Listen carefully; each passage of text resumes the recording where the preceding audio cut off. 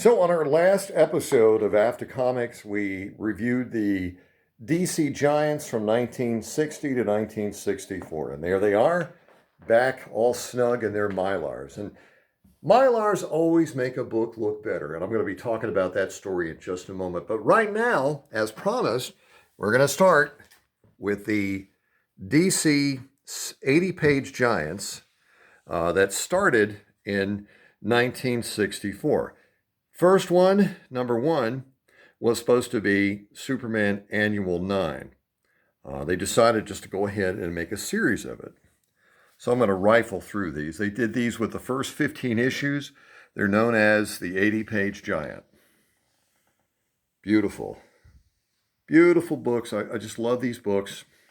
Oh, and of course, this is, and I never mentioned this last time, this is a part of the After Comics Out of the Bags. And a comment about that, too, is, of course, you're going to see imperfections more when a book doesn't have its cover with Mylar on top of it or a nice plastic bag or something like that. And this is the actual way of a book. It's kind of like when I was acting and I would go on stage, I made sure that I had stage makeup on, because if you saw me on stage with the white lights, people would go blind. I'd be that white. So, beautiful books. That's a tough one to get. Any of the Sergeant Rock's books are tough to get, and I've got some really nice ones later I'm going to show you. So this is a part of the 80-page Giant, the first 15 issues, Out of the Bags. So my friend Bill Del Marcenko, who I named this channel, dedicated this channel after, because of his fanzine that came out in the late 70s called AFTA. Bill he got me to understand how to preserve your collection, and he introduced me to the Robert Bell bags, and later on to backer boards, much later on. But Bill had a very eclectic collection. He was a fan of Jack Kirby. As a matter of fact, Jack drew a cover for one of his fanzines, which I thought was pretty exceptional. Bill knew a lot of people, and Bill was like 13 years old. And he was one of those mover and shakers. And I think if he had lived and if things went his way, he would have made a real difference. Unfortunately, he died about 15 years ago. So that's it with the 80-page Giant, officially 80-page Giants. And then what DC did was they decided to go ahead and do the 80-page Giant inside of a regular series book. So this is Justice League of America number 39. But if you look up here, you also see that it's G16. So the first 15 issues were called 80-page Giants, and then they were called G1 through 15, and then it became the G series, G16. And this is in sequence from issue 16 all the way to 89. Really wonderful stuff, too. Mr. Freeze's, that's the first time that was reprinted. There's a lot of really wonderful books here, all in the main series title. Like, in other words, this is Superman number 183. It's also G118, G18. Here is a tough one to get in a nice grade. This is actually not a bad grade. I love it. Love the start. Somebody had mentioned earlier they loved the Sergeant Rock books, and I couldn't agree more. This is Alan of After Comics. We're looking at the 80-page Giants DC Comics did from 1964 to 1971. Last episode, we showed the annuals. This episode, we're showing the sequence of books, the complete run, which I started putting together in 1970. Ironically, some of the later issues were mine off the stands. Of course, we're into the wonderful go-go checks, too. Let's just move these over here. Put that up here. We're just manhandling our books. These will all go back into Mylar. That's really nice condition. Really nice. Another nice book. See, Metarog, these are not all loved. Inside joke between Roger and myself. Metarog, one of those guys that are just brilliant in terms of comic lore and true collectibles. like the variants, the true variants. He's very knowledgeable. As a matter of fact, I've been going over a lot of Metarog's older videos, and they're real prizes. I almost wish they were in magazine form because they're good. They're that good.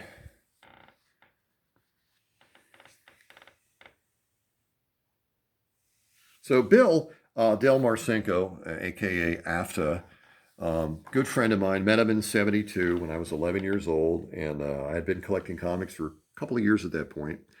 And he introduced me to the Buyer's Guide for Comic Fandom and fanzines and fandom in general, because I had no idea that there were a whole bunch of people out there, a lot of them older than me. Here's a nice looking copy of G31. And I made other friends because of Bill. Really nice looking copy. Look at that. Oh my gosh. Bill was very knowledgeable, and new people in the industry too. He started setting up comic shows at 11 years old. He would go to New York and do these shows. He would get his dad to take him, just like I had my dad take me to New York, and they would do these shows. Back in the day, most comics at shows were not in bags. Certainly Mylar didn't exist. Another friend of mine, Ed, who I've spoken about before, he said when he first discovered Mylar for comics in the mid-'70s, he said he found out that when he went to shows and put some of the Golden Age books he was selling in Mylar, they would sell instantly and for a whole lot more because they just look better. Mylar is always going to make a book look better. Of course, Mylar, they were a lot more expensive then. Here's a book that I would love to upgrade. When I do these videos sometimes, the out of the bags, I get to see the books for what they really are, and I go through them. And a lot of times I go, okay, I need to upgrade that book, and I might go online. I certainly haven't gone to a comic show recently because of this whole pandemic thing that's going on. But I can't wait to go to one. I hated that the Charlotte Con, which Luther Manning will tell you is one of the best cons there are in Charlotte, North Carolina every June. That, of course, was canceled like everything else was canceled. We're working on our 80-page giant series from G1 through G89. Bizarro, oh my God. Love the Bizarro tales. Nice looking Batman, my goodness. Hello, Bats. Hello there, Robin. Oh, gee, this was a tough book to find. Most of these books are not what I call rare at all, but some are harder to find, and some are hard to find in higher grade. So that's why I don't have all of them in high grade. I have some in high grade. Others are in fine, some are in good. But I'm a collector. I'm not an investor. I would be a very bad investor. I'm a collector. And what makes it even worse is I'm a completest.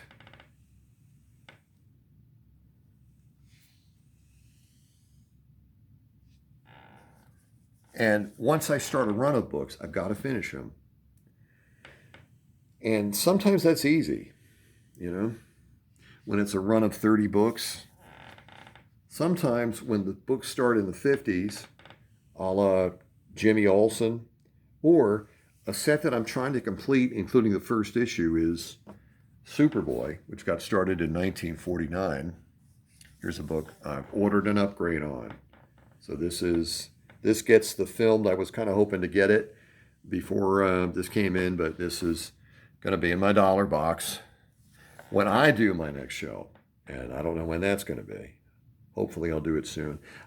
Boy, I'm just jumping all over the place with topics and subjects. Yeah, I'm a collector. I'm a completist.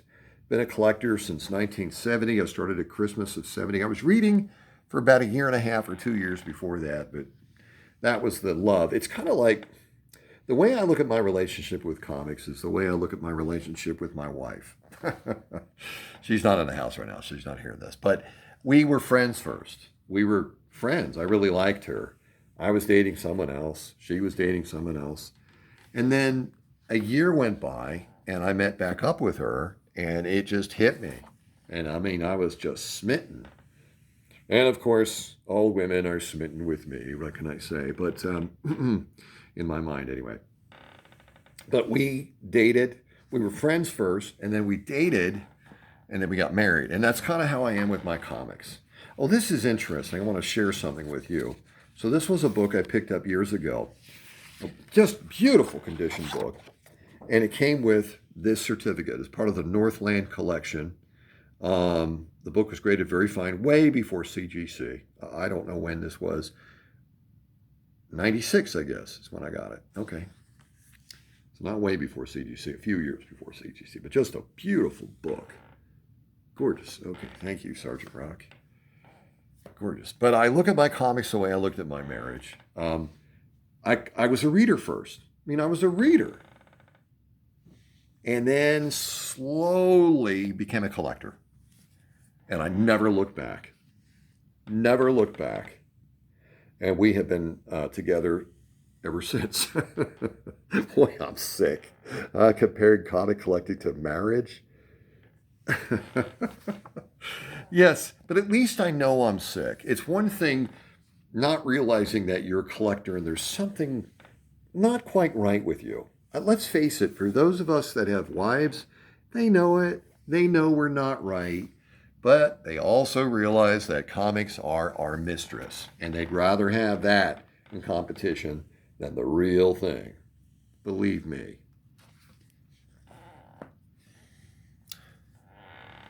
This is Alan Garrett of After Comics. And we are cruising through the 80-page giants, which went into the books themselves, the titles themselves, in I guess it was 65. I should have done research on that. Beautiful Batman. Most of the titles had them. Most of the titles had an 80-page giant in them. Green Lantern didn't. I never understood Green Lantern. That was a popular title. Why wasn't there an 80-page giant? Matter of fact, there was no annual with Green Lantern either. Why? Why? I don't know why. I just know.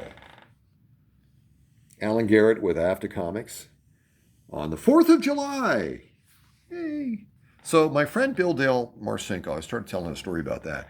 So he got into some M80s. Now there's firecrackers, there were cherry bombs, and the M80s were like the granddaddy. They were like almost a quarter of a stick of dynamite, power-wise. Someone told me that anyway. They were pretty powerful. And we were blowing things up, as kids tend to do when they're 11, 12, and 13. Here's another really nice-looking book. Nothing love there, Roger. But my friend found out that I still had all my G.I. Joes intact and in perfect condition, because I was collecting G.I. Joe. Even before I realized I was collecting them, I always took good care of them. By the way, somewhere in the upper 50s, the 80-page giant went to 64 pages, and they stopped calling it 80-page giant and started calling it giant. But they kept the numbers. Now, this is really weird. This is supposed to be G68, and it is. It's our Army at War 216, but that sure looks like a 5 to me. It almost looks like a G53, but it's not. It's a 6. Stuff like that you go, wow, what was that? And anyway, so he found out I had my G.I. Joes, and he decided, let's go ahead and blow them up. And I was like, no. And he didn't talk to me for like a week after that. Then we, that's how buddies are. You get mad at each other. But I'm so glad that I never blew up my G.I. Joes. So are my G.I. Joes. But I'll tell you what I did destroy years later when I got my first BB rifle. I used to have all the Aurora models, Phantom of the Opera, Dracula, and all that stuff. And I've got them back, but I shot up my original models. With Tim Flanagan, another friend of mine, who's in Colorado. All right. I'm sure hoping this doesn't run out. Okay, I'm trying to keep this under 20 minutes, and I apologize. I don't watch videos much over 20 or 25 minutes myself because it's a time thing. God, I love Jimmy Olsen. Jimmy Olsen is a tough title. It's finding the books. It's not a matter that any books that I have are rare. Some are harder to find than others. But the key thing is finding the book in the grade you want at the price you want to pay. That's why patience is so important. By the way, I'm going to put that certificate back in with that Sergeant Rock book later when these guys get back into their acid-free boards and Mylars. Now, the binding started changing on that. They stopped doing the square bound at this point. Bring you guys over here. Certificate, get over there. You know, the fun thing about going through your books and doing a kind of a collection of out of the bags is you kind of read them again. Gosh, I love that book. Some books are just gorgeous. Oh, here's another one you never see. Look at that. Look at the swastika in the background.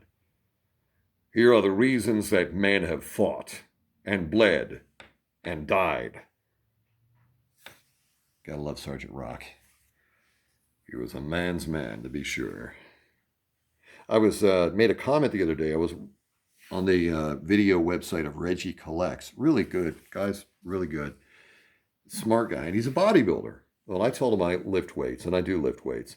I don't do it for bodybuilding. I do it because long boxes get real heavy, and I have a lot of long boxes, and to maneuver them around, you have to make sure your back is strong and your arms are strong. So I lift weights and I work out, not for exercise, not that it's good for me. I do it because I do it for my comic books. Is that normal? Oh, look at that. There's another one. God, I love these Batman. My God, here's another one. So these are all bought off the stand. Now we're into the point of time in 71 where I'm buying this stuff off the stands.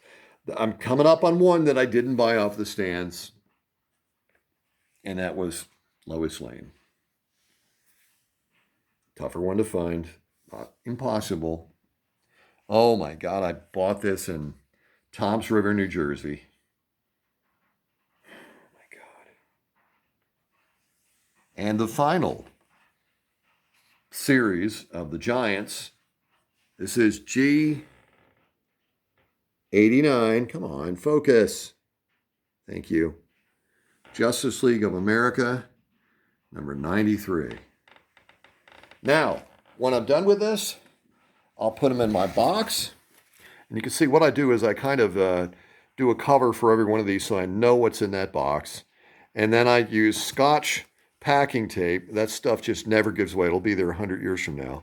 And on the end of the box, I always put whatever the last cover or issue of that series that's in there. It's the way I do the boxes. And I reinforce. And they're tough. And that's my story, and I'm sticking to it. Hey, thanks for being so patient. God bless you all. Talk to you soon.